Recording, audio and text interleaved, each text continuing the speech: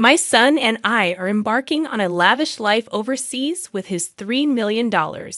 Once the divorce is finalized, it's doubtful you'll manage to make ends meet. If you're eager for our new address, assume the position on your knees and start licking my shoes. I was utterly bewildered by my mother-in-law's words. I had no inkling that they had plans to go abroad, or that they had been amassing wealth. The revelation that my son received $3 million caught me completely off guard. "We're going to enjoy the high life overseas, just the two of us," she declared casually. My mind raced with confusion, wondering why my husband would leave the country, and what was this sudden windfall of $3 million. "Why are you so keen to know?" she retorted. "If you're that curious, get down on your knees, beg, and maybe I'll indulge you." I was taken aback by her insolence and couldn't fathom the change in her attitude. Where was my husband in all this? "We're living comfortably here, basking in the high life with my son's $3 million.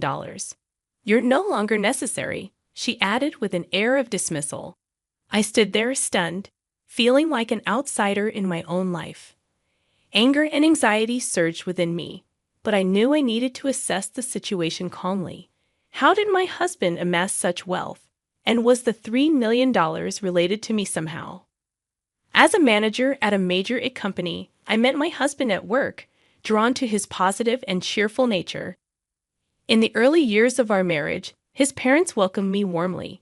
We had a daughter, now 14, and despite growing up in poverty, I was determined to provide her with love and care. However, when my husband was assigned to a project in Texas, I reluctantly agreed to let my mother-in-law move in to help with household chores. Little did I know that this decision would become the biggest regret of my life. I would return home from work to biting remarks from her, making me question the choices that led to this moment. "I have a job too, and I take care of our daughter," I'd retort, but she was never satisfied. When I was young, the family was everything, and the thought of working outside never crossed my mind. On the day my daughter got good grades at school, she said, "It's all thanks to me. What's the point of you? Maybe we don't need you around." Despite my mother-in-law helping only with simple homework tasks, I had been the one teaching my daughter most subjects. When I slightly messed up a dish, she'd pounce, saying, "How did you and my son even survive before with such poor cooking skills?" I'd snap back, "I'm doing my best, and everyone has their own way of doing things." My patience was wearing thin. "She doesn't do her chores," she complained to my husband. "Mom, she's working too. Please try to understand," my husband would chime in. However, living together, the relationship between my mother-in-law and me became increasingly strained. With my husband far away, I felt more isolated. One day, I decided to call my husband to discuss this. "Hello, are you okay right now?" I asked. "Yeah, I'm good. What's up? It's kind of late." "Well, your mom gave me a piece of her mind about house chores, and it's really getting to me. I'm sorry. Mom's always been a bit sharp-tongued, but maybe she has a point. Still, don't let it get to you too much. Just keep doing things at your own pace." Feeling a bit reassured by my husband's words, I once again dedicated myself to our daily routine. But as my husband was away, the pressure from my mother-in-law kept building, and I was getting more and more worn out every day. I looked forward to my husband's return. Living with my mother-in-law without my husband around was challenging. Initially, I got by holding on to the remnants of my husband's presence. However, as days turned into weeks, her behavior grew even more unbearable, and I felt crushed under the weight. She'd nitpick everything I did from dawn till dusk and criticize me constantly. When I made my husband's favorite rice dish, she coldly remarked, "This tastes terrible. Who'd eat this?" Whenever I took a short break, she chastised me, saying, "How can a woman who can't even handle household chores take a break?" I never had much confidence in housework, and with my husband, he'd just laugh off my little mistakes. In front of my mother-in-law, it was different. Realizing that I had no room for error, I began to understand that the way my mother-in-law treated me stemmed from her excessive love for her son. It seemed she couldn't accept that he had married and moved away from her. This experience solidified my resolve never to become an overbearing parent like her. After treating myself to a small shopping spree at a local mall, my mother-in-law got wind of it. When I got home, she was waiting for me at the entrance fuming. How could you think of going out for fun when your husband isn't home? What do you think is happening with the household chores? I thought I needed a little break, I replied, trying to defend myself. A break in this situation? All this trouble is happening because of your ineptitude. Following this, I awaited a call from my husband, hoping that hearing his voice might lighten my mood. However, the content of his call was far from what I expected. I've got some bad news. My work in Texas isn't going well. I got into gambling, and now I'm in a tight spot financially. I've also accumulated quite a debt. Gambling? In debt? This is way out of line. What's going to happen to our future and our daughter? I'm sorry, really sorry. I feel stuck right now, but trust me, I'll find a way. How? How do you plan to handle this? How much do you owe? I'm working on a solution. I had always thought of my husband as a sincere person who would never gamble. He was always punctual for our dates, and after we moved in together, he always came straight home from work. He would thank me whenever I cooked or did laundry. It was because of his sincerity and honesty that I married him. However, with him away and the constant criticism from my mother-in-law, my life felt unbearable. I can't believe someone as useless as you married my son. My mother-in-law's harsh words echoed in my ears. My heart sank into despair. Since my husband started working away from home, I have been constantly criticized and blamed by my mother-in-law, and his recent confession deepened the despair I felt inside. His debts and gambling issues followed by an onslaught of more criticism from her. Unable to handle the overwhelming pressure, one night, I left the house and found myself crying on a park bench. But the torment didn't stop there. One day, my mother-in-law discovered a secret from my past, and at dinner, she used it as ammunition against me. So I heard you used to work in a nightclub, huh? Shame on you for raising my grandchild after working in such a place. Stunned, I asked, how did you find out about that? She callously replied, I was telling an acquaintance about how useless my son's wife is and showed them a picture of you. They recognized you. Apparently, you weren't even good at that nightclub job. In my past, frustrated with a mother who never worked and always partied, I left my family home. Struggling for money, I found work at a nightclub, a time from before I married my husband. It was a secret I believed even he didn't know. I was at a loss for words. I had never imagined my mother-in-law would discover this about my past. She continued to use this secret to berate me further. I can't believe someone like you is the mother of my grandchild. I'll tell my son and have you kicked out. The depth of my despair grew even deeper. My married life with my husband, all the efforts I had made, and the future I had envisioned felt as if everything was taken away with her words. Communication from my husband dwindled, and I fear he had started to doubt and suspect me. One night, alone in my room, I reflected on my life, meeting my husband, our marriage and our current circumstances, and the constant blame and accusations from my mother-in-law. I felt I couldn't go on like this. Whispering, I can't take it anymore. I walked out into the lonely nighttime streets. The quiet streets echoed the hopelessness I felt inside. My mother-in-law's words resonated in my head. My past, my secrets, and my present. Everything became a target for her criticism and blame. Sitting on a park bench, I gazed up at the sky, but not a single star was visible. My heart felt just as dark. Suddenly, my daughter approached. Mom, why are you here?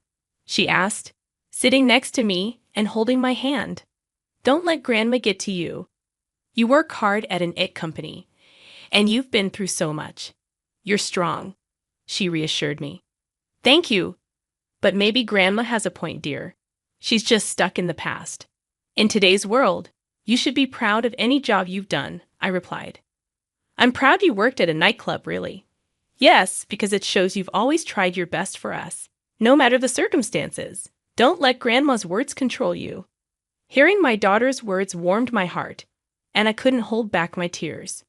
Mom, you're working hard in it now, right? That's amazing. I'll always be on your side, no matter what Grandma says.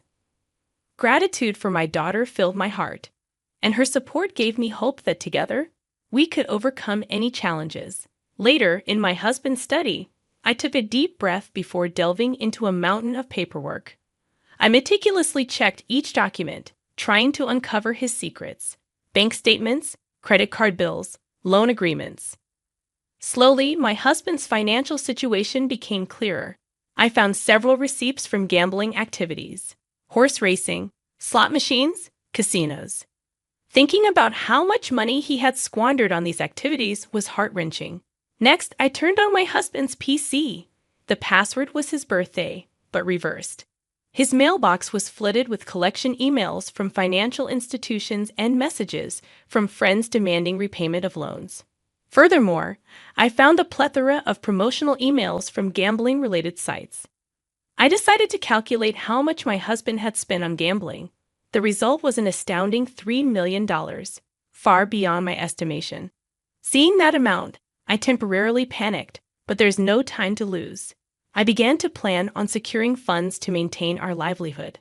I considered my savings, the expected amount from selling our high-end electronics and luxury goods at home, and the savings from my salary. After that, I continued my own investigation. I strived daily, reaching out to financial institutions to grasp the details of how much my husband owed and where. By obtaining credit information in his name, a few days later, I came up with a plan. I began preparations to build a life without relying on my husband or mother-in-law. I'd also figured out a strategy to repay my husband's debts. Capitalizing on my experience in the IT industry, I decided to join freelance projects. For several days, I created a portfolio and registered on a website introducing freelance jobs. Then, a few days later, I received my first request from a client. This will help a bit with our living expenses, I thought. In between daily work, I reviewed our household finances. I canceled unnecessary subscription services, cut down on wasteful spending, and researched recipes for savings.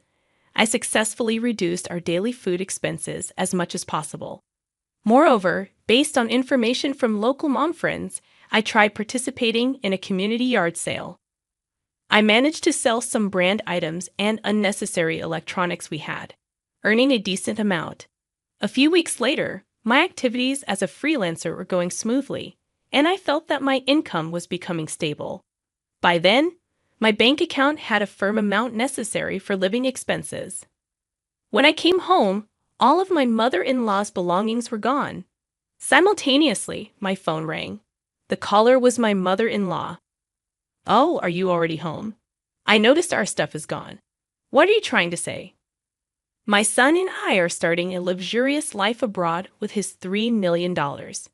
Once you two divorce, you won't be able to make ends meet. If you want our address, get on your knees and lick my shoes." I couldn't help but chuckle. Actually, that $3 million is a debt. Stop joking. There's no way my son has that kind of debt. You might not believe it, but it's true. In his study, there are transaction records from banks and financial institutions, credit card bills, contracts, and more. Plus, on his PC, there are collection emails from financial institutions, messages from friends demanding repayment, and promotional emails from gambling sites. If you don't believe me, why don't you check? You're lying. It's the result of him getting deeply into gambling, horse racing, slot machines, casinos. All in all, it amounts to a whopping $3 million. I just sent you photos of the evidence. Maybe you should take a look. I had no idea. He probably didn't want you to know, but it doesn't change the facts. I've been pondering how to deal with this massive debt, but I guess I don't have to anymore. My mother-in-law took a deep breath in silence. I truly didn't know. I don't know what to say. Without saying another word, I hung up. I resolved to start a new life from this point on. I was shocked by the actions of my husband and mother-in-law, but moving forward, there's nothing to do but forge ahead for the future of my daughter and me. Later on, my husband called. "I'm so sorry. Truly, I am." His voice was more subdued than I'd ever heard it. Yet my anger didn't subside. Why did it come to this? Our family is falling apart because of you. I never thought it would come to this, but when I decided to go overseas with Mom, I couldn't see a future with you and our daughter. I was flabbergasted by his words. You couldn't see. It's because of your carelessness and lack of planning that our family is in this mess. I know that, but it's too late now. I made a promise to Mom. Promise? What promise? One, to sacrifice our daughter's future and grab a paradise just for ourselves. My husband was silent for a while. Did you truly love our family? I did, but now it's different. At that point, his voice broke, and I could hear him crying. Don't hurt us anymore. My daughter and I are going to live on our own from now on. We'll forget about you. He didn't say anything back. I could only hear his sobbing from the other end. Calmly, I hung up the phone. The reason my mother-in-law confused assets with debts was due to a bill of $3 million that suddenly arrived at our home. She mistook the $3 million bill for a lottery-winning notice. She began planning her dream relocation overseas and approached my husband about it, unaware of his mother's misunderstanding and thinking starting a new life overseas would allow him to escape the debt problem. He accepted her proposal, mistaking a bill for a lottery notice. After that, I kept my anger towards my husband and began looking for a lawyer.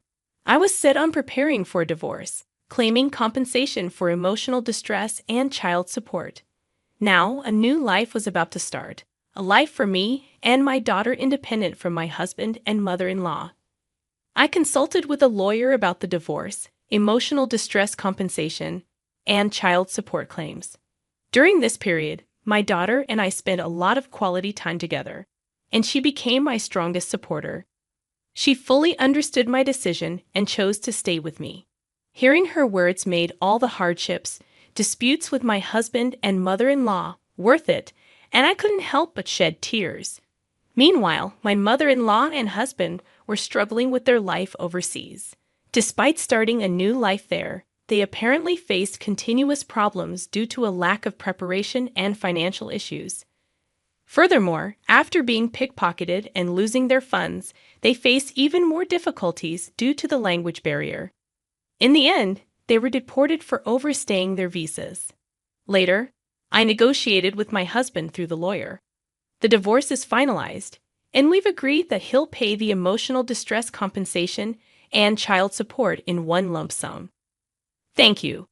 Now I can finally start a new life. But all at once? Wouldn't it be better in installments? The husband took on even more debt, seemingly borrowing money from some shady loan shark.